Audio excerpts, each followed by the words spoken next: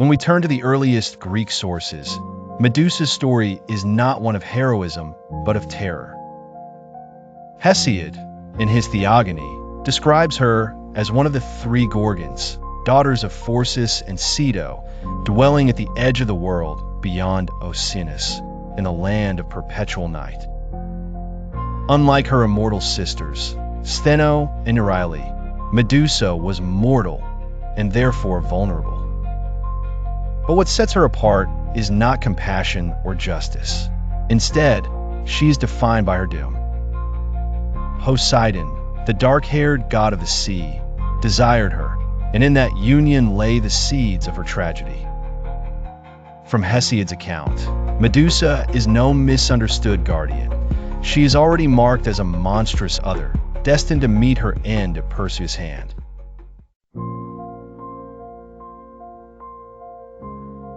Pseudo-Apollodorus offers another piece of the puzzle. Some claim Medusa was punished because she dared compare herself to Athena in beauty.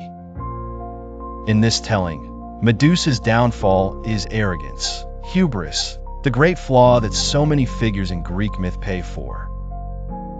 To the Greeks, such pride could only end in ruin. Athena, the virgin goddess of wisdom and war, could not tolerate the insult. Thus, Medusa became the monster, cursed and hated, her gaze turning mortals to stone. Notice here, there is no heroism. There is no victimhood.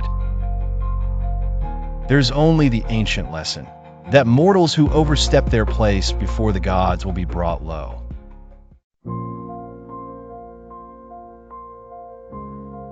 And yet, centuries later, Ovid, the Roman poet, reshaped the tale.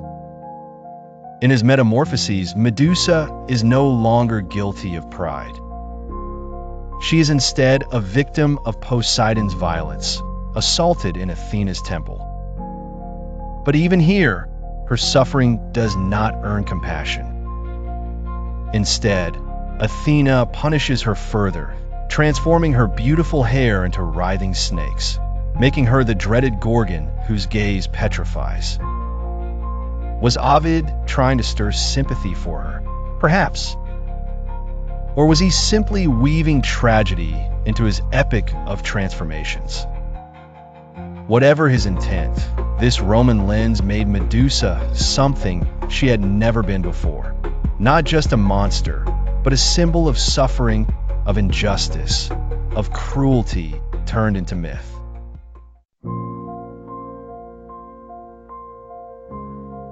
So then we must ask, is Medusa a hero? The ancient Greeks never thought so.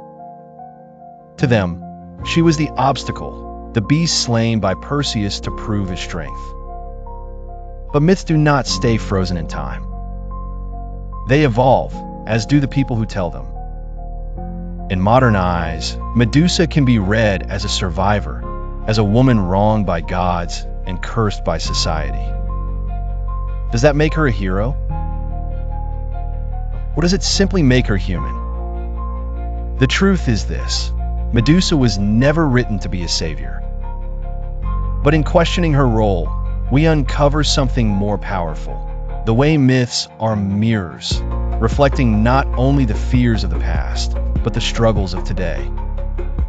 And perhaps that is where her heroism lies, not in slaying monsters, but in forcing us to ask who the monsters truly are.